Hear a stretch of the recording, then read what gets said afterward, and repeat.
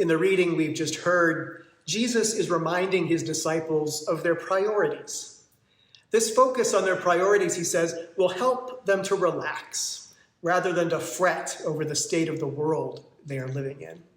His disciples are invited to forget a life of getting, of consuming, of taking the community's resources so that they might be able to respond to God's giving. That is, to the beautiful world that already exists around us.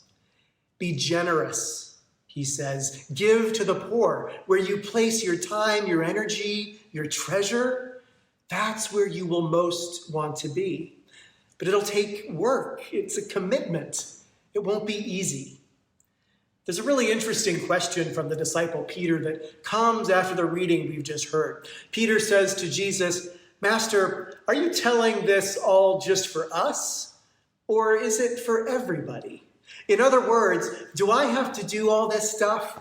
Is this really my job? Surely you're not talking to just me." And Jesus' response is pretty simple. Great gifts mean great responsibilities.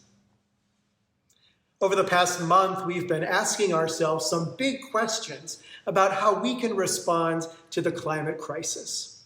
We've looked at Katharine Hayhoe's book, Saving Us, as a guide. If you haven't read this book yet, I have a copy and I will lend you mine, or you can get it at your local bookstore, and I recommend reading the book. I was particularly moved by these words that Katharine writes toward the end of the book. She says, as effective as religious leaders or physicians or scientists can be, it turns out that the very best person to talk about the climate change crisis, the most trusted messenger when it comes to contentious and divisive issues, is not them.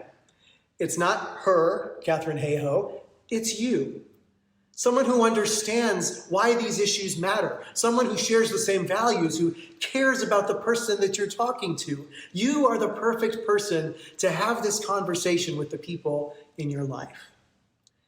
We've been given a gift in this world, a treasure beyond compare. And yet, as we look at the planet's dwindling resources, the mounds of trash in our oceans and landfills, rising temperatures both in our atmosphere and inside ourselves, we can be tempted to become fatalistic about our potential to make any kind of impact at all, right?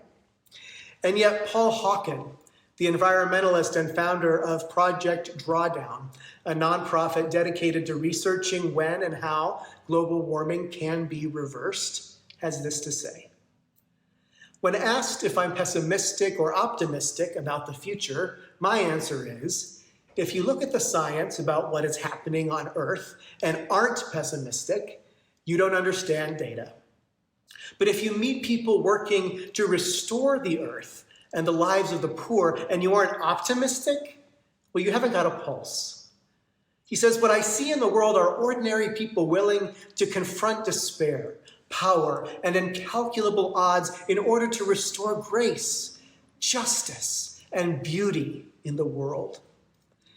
This gift we've been given, this planet and the people on it, it needs us, yeah? Every single one of us. And we can no longer afford to be like Peter, asking Jesus whether this responsive way of living life is for him or for other people to do. Because the truth is, this is a task that cannot be lifted up by one group of people in isolation. It's going to take all of us. So how do we get started? Katharine Hayhoe writes that there is a way to talk about climate change that really works. You don't need a PhD in climate science, just a willingness to follow a secret formula, bond, connect, and inspire. So how do we bond and connect? Again, it starts with having a conversation with one another.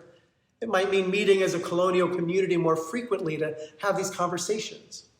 Or it can mean bonding over the trash you see piling up around your favorite local hangout or park. You don't have to start big, right? Start local. And how do we inspire? Well, we listen.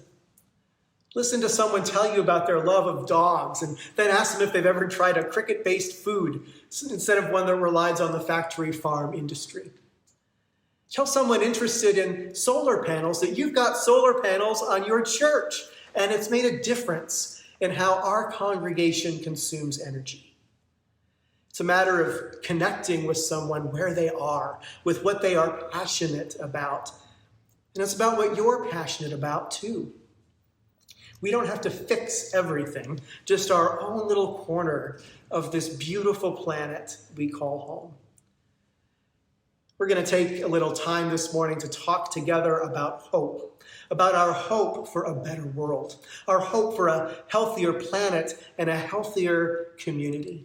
Hope is an integral part of healing and responding to climate change, and it begins right here with us today. See, hope leads to action. And I love what Katharine Hayhoe has to say about her own hope in the closing page of her book. She writes, "The future we collectively face will be forged by our own actions. Climate change stands between us and a breathtaking, exhilarating future. We cannot afford to be paralyzed by fear or shame. We must act with power, love, and a sound mind. Together, we can save ourselves." Dr. Hayhoe believes that we have the potential to save ourselves and our world. It's not too late, but we must act together. What will you do today to move the needle on climate change? How will you respond to God's call to be caretakers of our planet and its resources? Let's take time now to talk and to learn from each other.